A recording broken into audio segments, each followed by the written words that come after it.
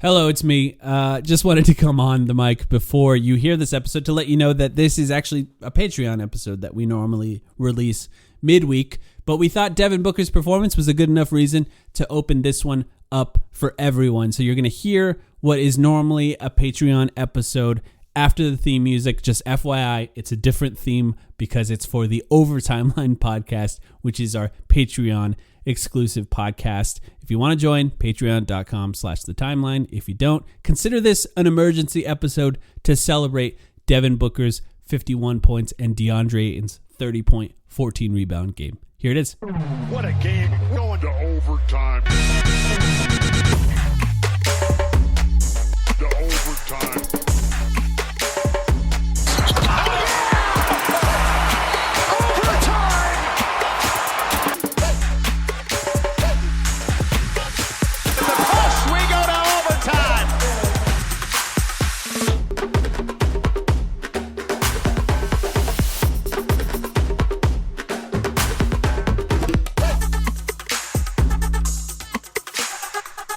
All right, OverTimeline. Sam, 51 points by Devin Booker yesterday. How unbelievable was that?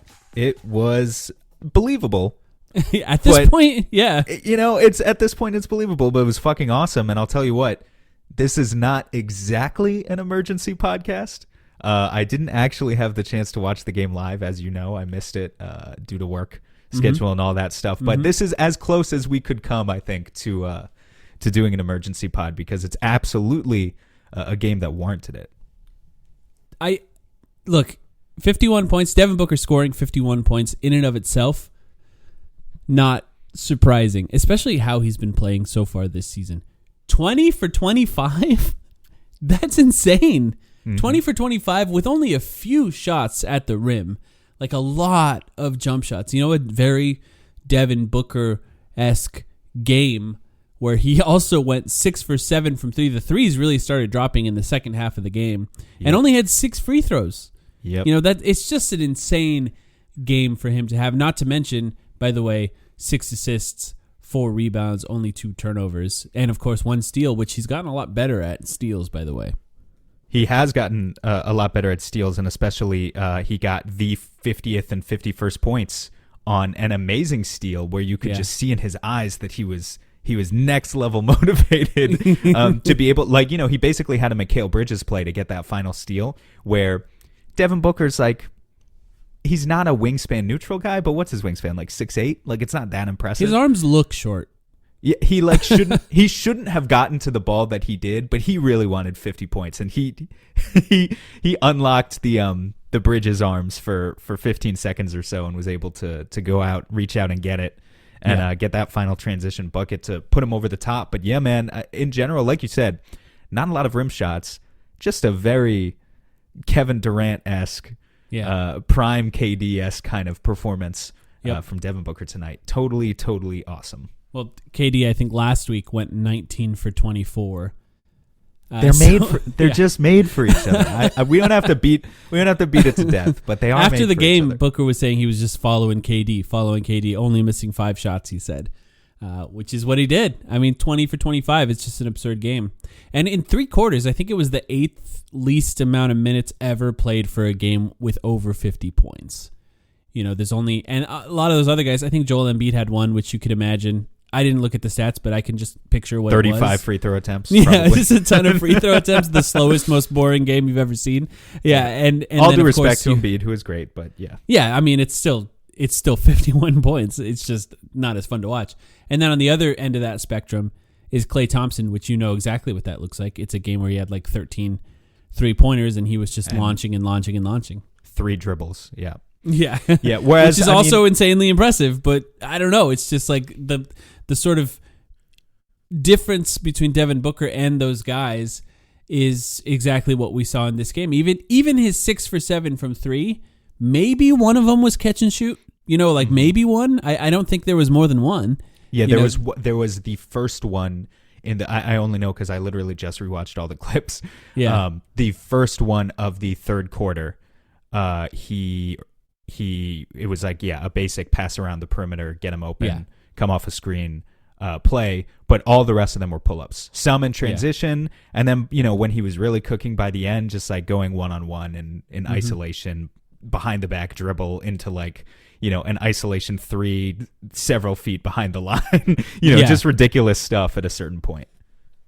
It's just absurd to see how hot he was, and I think it's easy. Like obviously it came in 3 quarters. If he had to come back into the game, which the Bulls threatened to bring him back into the game at one point, but then the Cameron Payne-led bench players, along with Mikal Bridges, just kind of pushed that lead out to 20 points again in that fourth quarter, and it was basically also over Ayton. Halfway through. Yeah, Ayton came in too. Yeah, Ayton in that final by the way, stretch, an amazing game by Ayton too. Yeah, and I think we should probably save we should have an Ayton conversation, in a few minutes. Yeah. But just to say that, he came in and he was another reason there that they were able to extend that lead or hold that. The reason it was ended, the game was over. Right. But like at a certain point, I'm like, if Booker has to come in halfway through this fourth quarter, we could see 65, 70 points again. Like I was literally just thinking about how that could easily happen.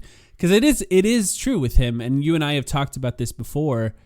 When he starts hot, he usually stays hot for an entire game. It's a rare scenario with him where he just cools off and has nothing in the second half. And to be fair to him, I think his first bucket was 5.5 minutes left in the first. But I do want to just point out that there has been a very clear intention by him to get Deandre Ayton involved early. I think to the extent of even forcing some passes, which actually led, I think, probably to both of his turnovers in this game, which were in the first quarter, because of just the intention to try to get Deandre Ayton involved early to keep him engaged throughout the entirety of the game. It was usually Chris Paul's job, but now it's falling on Devin Booker's job to do that. So to me, there's no coincidence that he started scoring at 5.5 minutes left. I think that's when Deandre Ayton left the game, and all of a sudden it's Devin Booker's responsibility to start scoring. To think about 51 points between 5.5 minutes left in the first quarter to the end of the third is absurd. Yeah, absolutely absurd. But also just the fact that when Ayton came out, Bismack came in, and there's just a different level of scoring responsibility anytime Bismack is in the game. In the sense that there's 4 offensive players now. EJ was even talking about it. This was not when he was playing with Booker. It was when I think Landry was in the game. But Landry was not being he was being fairly passive, kind of in the point guard role. And he kept trying to force the ball into Bismack at some point in like the second quarter or something. And EJ was like, just shoot, know your role, shoot the ball. Biz isn't. Know his role. Yeah. Right, exactly. More than his own role, yeah. Understand your role is to shoot when, especially, at a time when Cam Johnson and Chris Paul are still out. And understand that Biz's role is to get rebounds. Giving it to Biz in the floater area of the court is insanity. It's a disaster. We know what that's going to look like. And poor guy, I mean, Biz, half the time he was catching a grenade with the shot clock expiring, and he was just throwing it up on the rim to try to get something out of it. As it relates, I guess, just to Booker and Ayton, like as a tandem, they've approached that point, especially with Booker, where they very intimately understand each other's strengths and how they can play off each other. Something that I was thinking about with Chicago, we came into this game, Chicago they've been an okay defensive team this year, believe it or not, which you would never be able to tell, in my opinion, based on what they showed us last night. But the offense has kind of been more the issue for them. And I think we definitely saw some of that as well. Zach LaVine, that's a whole thing. They scored 113 points. Yeah, well, it's not a small amount of points. Yeah, that's kind of my ultimate point here, is that their defense looked fairly disastrous last night in a lot of different ways. But specifically, one thing that I think Booker and Ayton really were able to take advantage of is the fact that they wanted to stop Booker from the beginning. They did not want Vucevic dropping all the way back. They wanted to play him either like a step up in the drop or, throughout the game as the game progressed, show him higher and higher, try and double Booker, get the ball out of his hands. Obviously. By the end, he was fully at the level of the screen, essentially doing some sort of either soft trapping or, just playing at the level. They also played a box and one zone at Booker at some point to try and throw him off. It totally did not work. In addition to that, though, the other thing that I thought was interesting, Patrick Williams, who may or may not be a bust at this point. I think the jury is still out, but I think his defensive capabilities are legit, and he was the point of attack defender for a lot of the game on Booker, for obvious reasons, because he's like a long, wiry, prototypical body type there that you would want. The thing, though, is that then every time Booker was involved in a pick and roll action, you've got Vucevic playing up, maybe he's showing, and you've got Pat Williams trying to fight over a screen, and he's big. if he can get the pass successfully over the top of that defensive duo to Ayton in the middle of the floor, or not even just to Ayton, to whoever it is, the Bulls have absolutely whoever the tagger may be, they're not a good defender. They have no rim protection. Right. Like if they're taking their two biggest players there and playing them up so high to try and stop Booker, that a lot of the times it was DeMar DeRozan at the rim as a tagger, or it was Levine, who's a complete disaster and never knew where to be, or it was Dosunmu or Caruso.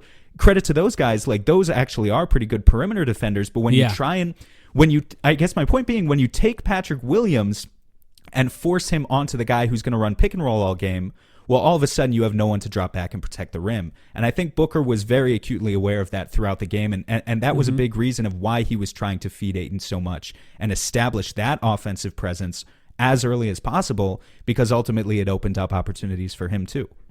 And when they started pushing their defense higher and higher, then it was Booker getting to the rim himself, which you saw more in the second half than the first half, because all of a sudden, I mean, who was the guy that was going to help at the end of that? It was often the smallest defender. They have no weak side helper there. There's just no one viable for them.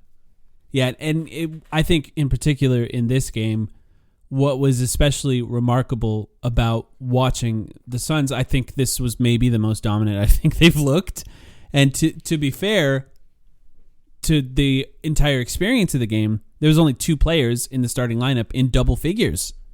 But those two players had 51 points and 30 points, and the entirety of the offense revolved around those two players for every moment they were on the floor together, or even off the floor in most cases, like if one was on and one was off.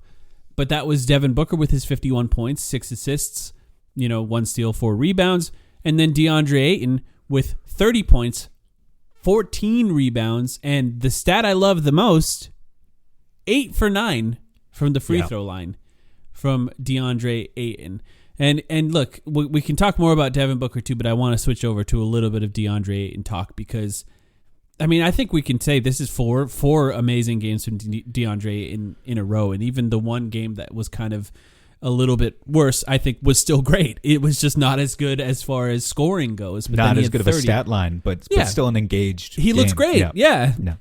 He looked great in that game as well. But in this game, in particular, 30 points, I think they were clearly trying to get him to 30 points at the end there, which I like. Oh, you saw Chris Paul on the bench, right? Yeah. Towards the end, as he was getting towards 30. There was one play where he grabbed an offensive rebound just before he hit 30. It was the possession before.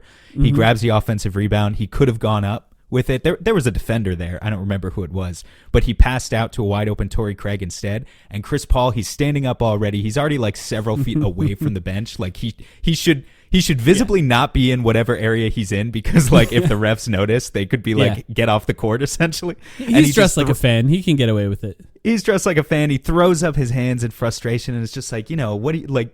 Put that up, get to 30. And then the next possession was like, getting into campaigns here and making sure that Payne knew to feed the ball to Ayton so that Ayton could get to 30. It was great to see. He came out of the game immediately after he got 30, which I think is great. They were I stat really padding for him, but yes, and I think that's good, because at a certain point, there's this sort of positive reinforcement for the good play that he's had. He's worthy of that. Like, players earn that kind of stat padding ability, and Deandre Ayton has earned that, not in this game, but in the last 4 games combined, including this game against Chicago. And I think there's 2 things I want to mention when it comes to Deandre Ayton. Obviously the free throws are great, but I mentioned it on the last podcast. I want to reiterate it. He's just catching bounce passes now. I don't know what it is. I honestly think there is more of an intention of him looking for them when they trap or at least play at the level of the screen with Devin Booker, because the pass between the defenders is a lot safer than the pass over the defenders when there's 2 defenders on Devin Booker. And I want to repeat that for people who get mad at Devin Booker not feeding Deandre Ayton. The pass between the defenders is better than the pass over them, meaning at times where the trap works and the bounce pass isn't there, it's not Devin Booker that has to feed Deandre Ayton. It has to swing in order to get to Ayton, and that means that often Ayton has to switch to the opposite side and seal on the opposite side of the floor. But Ayton is now catching those bounce passes, which I think is great for him. But I think one of the most important developments that we've seen in the last 4 games, which I don't know why it's happened in the last 4 games, but when Ayton catches the ball, he's loading up to go to the rim on the catch. And this is a footwork thing. And it's like he's catching with intention, moving his hips towards the rim, and then loading up to jump on the catch. And that difference between taking a split second to decide what happens and immediately loading up on the catch is the difference between Deandre Ayton and Amari Stoudemire. It's the difference between most of those, Blake Griffin and Andre Drummond, who we saw last night. You know what I mean? Like, because that split second where he is saying, I'm going up to the rim, and it's going to be a dunk sometimes, but sometimes it's just going to be, I'm going to jump towards the rim, and I'll be able to finish with my hands because he's got soft touch at the rim. It puts the defense in the worst possible position every single time. Yes, it might involve a couple of charges here and there, every once in a while with Deandre Ayton, but I don't care. I really don't care. If he's going to do that consistently, it's a huge deal. It's a huge deal for the Suns, and I think you'll see how it benefits them going forward. Offensive players still get the benefit of the doubt, I feel like, in most of those situations. They're going to call a block 70 or 80% of the time. And he got a few. And the charge comes, the other 20 or 30% of the time. If you just go for it, usually it'll balance itself out. And no the charge is going to hurt. Like you're saying. Yeah. By the way, I saw you want it to hurt. I saw a crazy stat from Bulls fans on Twitter. I forget exactly who it was, but just kind of, commiserating amongst themselves after last night's loss. I almost felt kind of bad. Did you know in Zach LaVine's entire, oh man, now I can't even remember. It was either in his entire, this probably was what it was, in his entire Bulls tenure so far. How many seasons has he been there? This is number 5 or 6 for him in Chicago. He has taken, do you want to guess how many charges Zach LaVine has taken in his time as a Chicago Bull? This was a stat I saw. It must be low. 25? 1. Oh, no way. Mike, it's 1. The answer is 1. That is absurd. And that's kind of, one of the stats that they're pointing at, rightfully so. I never realized it was this dire. And just kind of being like, it's a mindset thing for him, I guess, where it's like either you have it or you don't, and he just plainly does not. Doesn't I'm just going off memory here, but doesn't Devin Booker have a higher point total, or like he has a higher career high in the Bulls building than Zach LaVine does as well, or something like that? That would not surprise me. By the way, how great was it to see him to get? I know we've said that, he's done the 50 balls before and whatever, so that wasn't the most important part. He did it at home. This is the highest scoring game he's ever had at home. He did it at home. Well, how long have we waited for him to do one at home? Are you mad you weren't there? We talked about that before. Yeah, I mean, I would have loved to be there. Yeah, I would have definitely loved to be there. But it was kind of insane to watch it at home too, where, like when Devin Booker does this kind of things, it turns me into an insane person because I'm just cackling. Like I'm just laughing because there's no other way to react to when those threes were dropping in the second half in isolation when he already had 40 plus points. And you're just like, how is he doing this? Oh, when he split the double team. Oh my God, dude. I mean, my God. Do you know who it reminded me of? Is Dwayne Wade. And I think to some extent, we have seen him do that before. Yeah. Damian Lillard is the best at that, but it's like shooting that gap between the double team, pushing the dribble through. It's really hard to do. And people have mentioned it. His handles have been insane lately. It's wild how he's picking the right decision so fast every time, because if you try and split the defense on the first rep, on the first try, that shit is getting, they're swiping that immediately. Yeah. Like it took he's putting together these combos.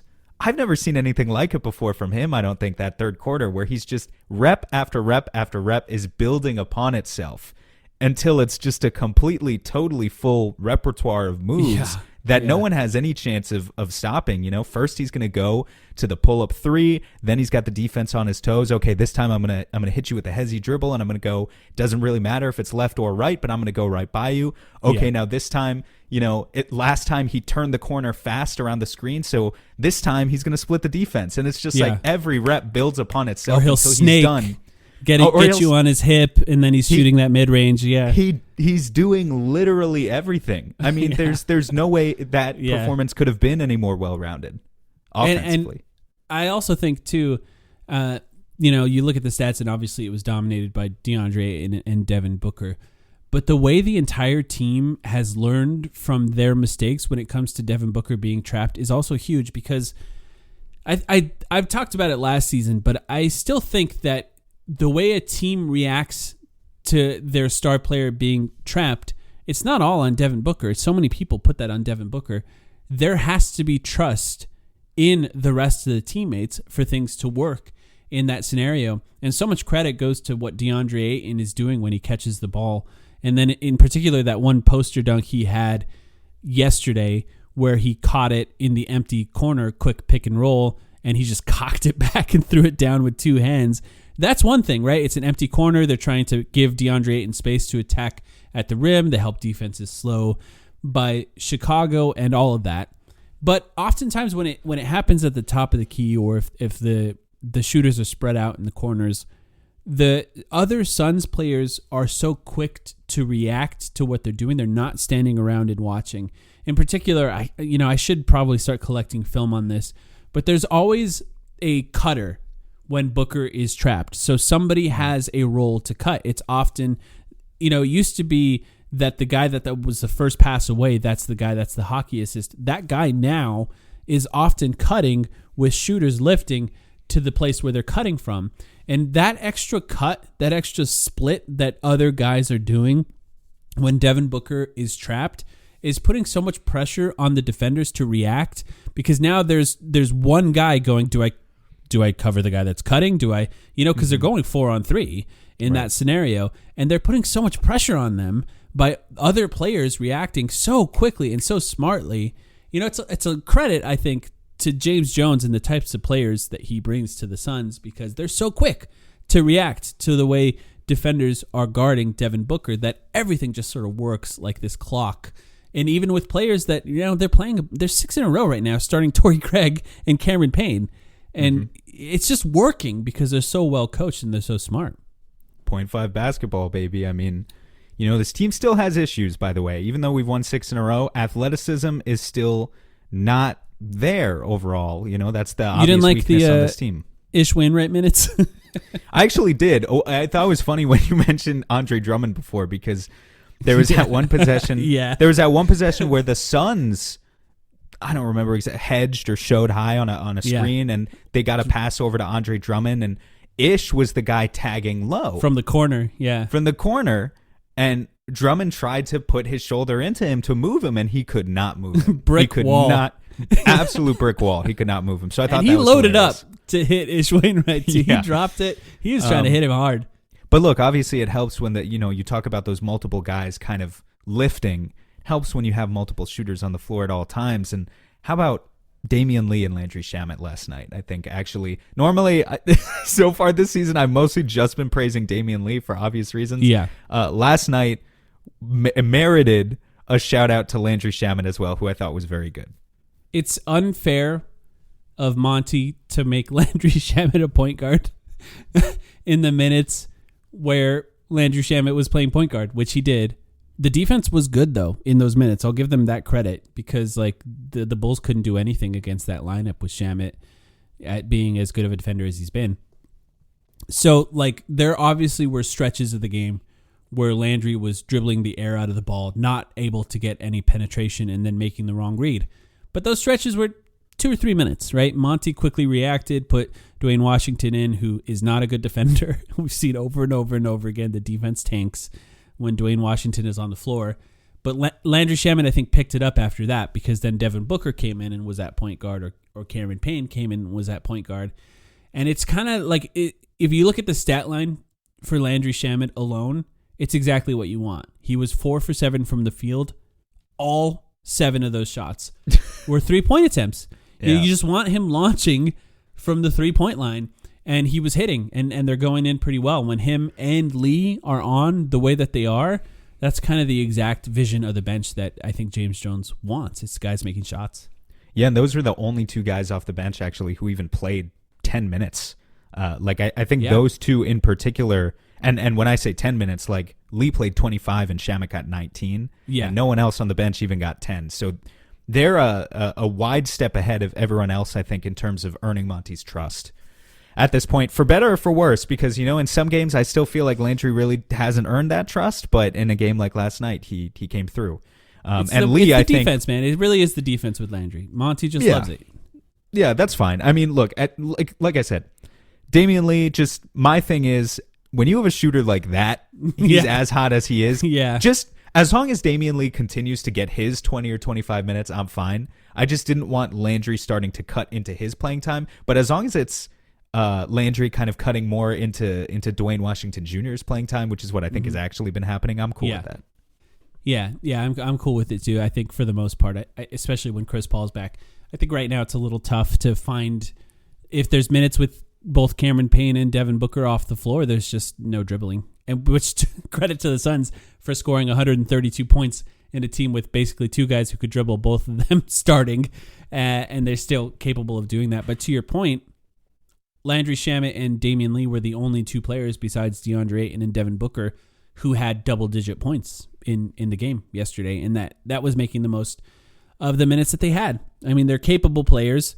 I think both of them, to some extent, are put in the position to do a little too much dribbling, but I think all of that will start to make a lot more sense when, if ever, this team is healthy again. And 25 minutes for Damian Lee, that's like what Cameron Johnson was doing last year. Yeah, it was rare for Cameron Johnson to play 30 minutes or more. So Damian Lee is essentially getting those backup shooter, offensive spark plug minutes that Cameron Johnson was getting last year. I know it's a meme to say, but last night was truly like, Shaq and Kobe Lakers. It really was style man. basketball. I mean, like it was I just. said it in the Discord because I wasn't brave enough to say it on Twitter.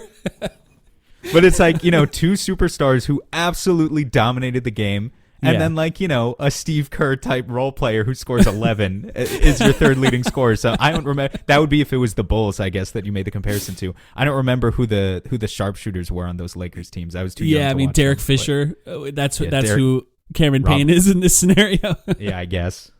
Robert Horry or something, I guess. But it's like it was really good.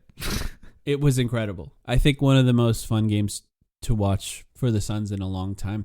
It's nice to have a game that they're overshadowing. Mikal Bridges can basically have 8 points and still be plus 13. Torrey Craig, 7 points plus 12. And, Devin Booker being, essentially the best offensive player in the NBA yesterday, plus 23 in that time. Just sort of the rising tide raises all boats in that scenario. But I mean, more than anything else, this is what is needed for this team. Different guys step up in different nights. And the ideal scenario is that the two guys that are on max contracts are the guys that are the most consistent, best players. And that's what's been happening the last 4 games. And if that continues, I think you can the whole dynamic of what this team can and should be can sort of shift depending on how consistent DeAndre Ayton is. I truly believe that.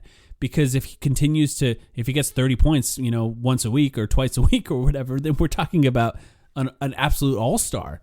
And I think that is going to shift how you feel about this team. Well, as a matter of fact, the all-star teams are weird right now anyway in their current form because they don't exactly have a strict format like they used to. Like, do you know, actually, do they have a certain number of center slots or it's still just going to be front court, back court? Right? Yeah, it's like smalls and bigs. Yeah, it's just smalls and bigs. Yeah, because it used to be that you had a certain number of centers on the team, and I was going to say, I think, Anthony Davis and Nikola Jokic are probably going to be locks for the All-Star team. Yeah, definitely, not even, I would say. But beyond that, if you tried to identify a third actual center, an actual center in the Western Conference. Especially, and I know you don't like this guy anyway, but especially now that Karl Anthony Towns is out. Is injured, Is injured for several weeks. And we just can't reward them for how bad they've been. Well, and to that point, Rudy Gobert has not been good. Nope. Yep. Who's the third best center in the West? It's Ayton, right? Yeah. Like even with his slow start. Who else could it be? I'm trying to think about that. I don't know. It's not, looking at the top of the Sabonis has been good, to be fair to Sabonis. What's Sabonis averaging scoring wise? Sabonis it seems like he's perpetually averaging 16 points, but I have no idea. So let me actually take a look at that. So Davis is averaging 26 and 13. He's in. Jokic, 16 points. Yeah. 11 rebounds, 6.4 assists. He's a true offensive hub. That's pretty impressive, actually. Ayton is the third leading, just from my eyes here, the third leading center scorer in the Western Conference. And that's going up, right? And that could go up to start the season. It could go up. It's going to go up, yeah. I think it's pretty fair to. That doesn't necessarily mean he makes the team, but the weird thing about the West again this year is also like the forward situation is kind of fucked. Like we all expected about that, yeah. Expected Kawhi to be back and great, and he's not. And there are guys who will get in, but we'll get to the conversation at some point. But yeah, I mean, if the Suns stay at the top of the conference, Ayton is definitely in position to be that number 2 all-star for them. I do think there's like a limited number of guards, which I think at some point you have to shift somebody like Luka, who's just huge, as to a forward position, or just Luka needs to be a forward. If we make Luka a guard and then SGA doesn't make the all-star, team, that's just weird, right? Just make him a forward, especially if I don't know who would be the forward that would make it in that case, but it's not an easy scenario to figure it out, and I think that's the exact problem they're going to end up running into. Yeah, there's a ton of guards just looking right here. Damn. How do you feel about this weird Bismack Biyombo plays the first half, Jock Landale plays the second half center rotation that the Suns have going right now? It's pretty weird, man. I kind of don't care for the regular season because both of them have been fine. Yeah. They need to figure something out though. For the what are they going to do in the playoffs? Just play neither of them? I don't really. I guess I just don't understand what we're building towards. It feels like we should have a plan to be building towards something, and we're not doing that right now. It feels like somewhat of a compromise to be like, okay, they're both earning minutes. I'll play them both. That's just what he's doing. Which I think, as far as the human perspective side of it, which is what Monty's good at. He's rewarding both of them, and I think they both got 8 and 9 minutes, and I will say it's better than playing them together, which would be a disaster if you tried it. Yeah, and even playing Ayton with one of them, I don't like to try and free up some minutes. I don't think that would work either. I mean, maybe for a couple minutes here or there if you really had to, but both of these guys are expiring contracts. Jock is in his second season in the NBA. He presumably wants to stay in the NBA for a while. So I'm sure it's important to him that he plays. Bismack, I'm sure, does not want to just fall off the face of the earth. He's proving that he's still an NBA player. So I'm sure he wants another contract. And it's difficult. It feels kind of like a business decision from that respect. Maybe, I don't know, trying to avoid more drama like they got with Jay Crowder, even though that wasn't their fault at all. Yeah, yep, that's still a weird situation. When the Suns play, on national TV, it seems like that the Jay Crowder story is going to come back every time they're on ESPN or TNT. But I'm noticing the way that people are talking about it now is, from a sympathetic angle recently. Sympathetic to the Suns? Yes. I mean, people are like, I think previously people kind of were just acting out of confusion. Like if they mention anything on a broadcast at all, it would be like, oh yeah, Jay Crowder's not playing. That's weird, right? And now they're kind of like, yeah, quarter of the season, this team's really good, and this guy didn't even show up. So that's what's going on with that. There isn't a lot of patience being extended towards Crowder in the tone of the conversations is what I'm noticing, which I think is, 100% absolutely deserved. But maybe they would be talking about it a different way if the Suns were 11-11 right now, and everyone kind of had their knives out and was ready to pounce on them and extend a narrative about, oh look, the Suns are imploding, which is kind of Jay what Crowder's like. A superstar. Yeah, exactly. Like a lot of they would have been like, oh look, the maybe Suns his are trade 500. value would be better if the Suns were bad. Think about the number of pundits if the Suns were 500 right now that would be saying, look, I told Couldn't you. Couldn't they figure out this Jay Crowder situation? Yeah, that's kind of. I knew ever since the Adelaide 36ers game that that the Suns were toast. And they would be a great team with Crowder right now, but obviously they fucked that up because they suck as an organization or whatever. Well, the Suns' new president of basketball operations, James Jones, congratulations to James Jones, was asked, are you still paying Jay Crowder in his press conference about his new title? And he said, yeah. He was like, yeah, of course. which is kind of like, yeah, there's no owner. I'm going to do whatever I want. That's how it felt to me. But at the same time, he was adamant to reiterate that it was a mutual decision between Jay Crowder and the Suns for him to just not be with the team. And, I don't necessarily doubt that, but at the same time, I kind of doubt that because it just feels like, okay, yeah, I get it. If he's going to be a problem, just send him home and tell him we're not going to trade you after the whole KD saga. We're not going to trade you right before the offseason for nothing just because nobody's willing to offer anything. So just go home and we will trade you eventually. And I think that's just how James Jones is looking at it now. And I think it's, I guess, something that you and I have predicted. Do you have any thoughts on him being the president of basketball operations and general manager now? They won't tell us, but he probably got a raise, right? They haven't told. We don't even know how much Monty makes, and we know how much most coaches make. That's actually a good point. Yeah, we don't know how much Monty makes. I assume it's for the raise. I assume it's just kind of rewarding him and a show of good faith for everything he's done for the organization over the past few years. Whose decision was it? Yeah, it's a good question, man. Isn't it weird? I don't know.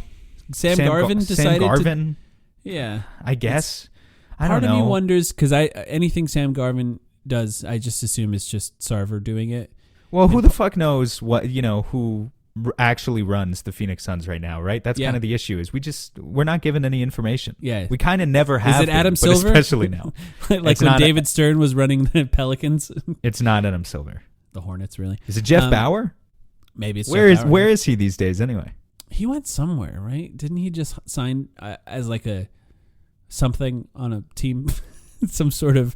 Hashtag where's Jeff Bauer?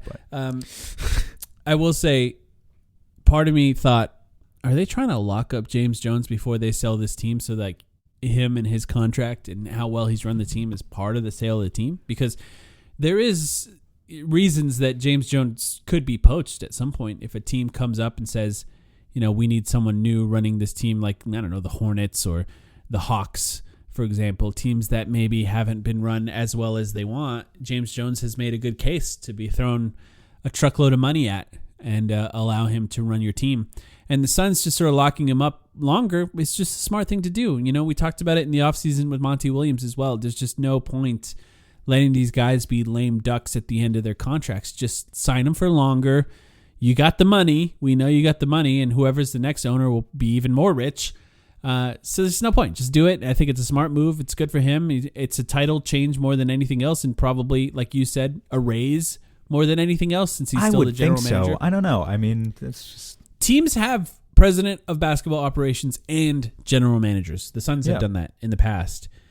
So I think there is a chance that going forward, James Jones talked about it. His role is more of like an overseer now. Mm-hmm. I think there's a chance there could be someone slotted in to that general manager position for the Suns in the future, whether that be like somebody like Trevor Buckstein, who works for the Suns right now, or like so that he doesn't get poached by another team, or hiring from outside somebody who has experience. That I could see that happening as well. So we'll see what ends up happening. Congratulations to James Jones, though. I think that's pretty cool for him. I think he's done a really good job.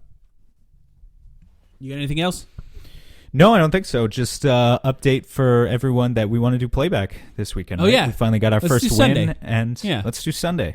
Okay, who Spurs, are we playing Sunday? Yeah, Spurs, the worst team in the league. Well, don't say that. The second worst team in the league, I think. Yeah. And yeah, let's do that game. That game's an early game on Sunday. It's, maybe some of you will be watching football. That Sam and I will be watching. That's a good point. We'll be football. We'll be watching basketball. So we haven't tried a Sunday yet, and I do like the fact that we picked up our first win on Monday. Mm-hmm. Sunday is definitely easier on my sleep schedule, but mostly I like the fact that we keep trying out different days of the week gradually, just to give people unique kind of chances to tune in if they haven't tuned in yet. So let's go for Sunday this week. And maybe if you're watching football, you could just, throw up an extra device up there and watch both at once or something kind of red zone style. So we'll see. But this last one that we did was the most fun one yet, I think. Oh, no doubt. Huge, rowdy, no doubt, group of people having a great time. But God, could you imagine if we did the Bulls game though? I mean, I thought about it. Yeah, my two thoughts were watching that game was fucking I wish this sick. was on playback, and I wish I was there. And which are two competing thoughts, but I definitely had both of them as I was watching that game. But yeah, I just want us to get, and it's a big ask because like this was one of the biggest moments of last season. But if we keep doing roughly a playback a week, I want another Cam Johnson moment on playback at some point this season, another game winner against the Knicks style. Well, moment. we saw. So we did see a 49-point Devin Booker game. It just happened to be a loss. No, we did. Yeah. We also saw a game winner on playback. Technically, it just wasn't ours. It was Jeremy Grant against us. So on the most blatant travel you've ever seen, but neither here nor there. Exactly. All right, we'll be back Sunday. Yeah, join us on playback. We'll record a podcast probably that Sunday as well. Thank you everyone for listening, and thank you for being patrons.